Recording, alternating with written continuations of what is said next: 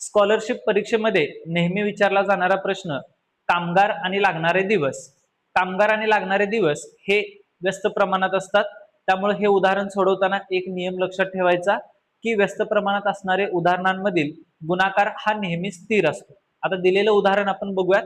या उदाहरणात बघा, 12 कामगार रोज 6 तास काम करतात आणि ते काम 10 दिवसात ते संपवतात. पुढे म्हटलेलं आहे, जर कामगार 2 ने कमी झाले आणि कामाचे रोजचे तास 2 ने वाढवले तर तेच काम किती दिवसात संपेल.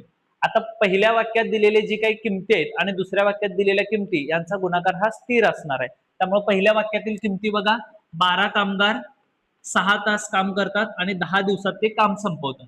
आता दुसऱ्या वाक्यात दिलेल्या किमती बघा, कामगार 2 कमी झाले. आधी कामगार होते 12, 2 कमी झाले याचा अर्थ आता कामगार झाले 10. गुणाकारात कामाचे रोजचे तास 2 ने वाढवले. आधी 6 तास काम करत होते, 2 ने वाढवले याचा अर्थ 8 कामगार झाले. तर किती दिवसात संपेल. आता दिवस आपल्याला माहिती नाही म्हणून आपण इथं दिवसचा डी लिहूया. आता बघा, हे गुणाकारात असणारे इकडे भागाकारात येतील. 12 गुणिले 6 गुणाकारात 10 आणि भागाकारात 10 गुणाकारात 8 बरोबर दिवस. आता बघा, 10 ला 10 निघून जाईल. त्याच्यानंतर 4च्या पाड्यात हे येत आहेत बघा, 4 दोन्ही 8, 4 त्रिकम 12, 2 के 2, 2 त्रिक 6. शेवटी राहिले 3 आणि 3, या दोघांचा गुणाकार 9 येतो. त्यामुळं तेच काम पूर्ण करण्यासाठी 9 दिवस त्यांना लागतील, जो पर्याय क्रमांक 4 मध्ये आहे.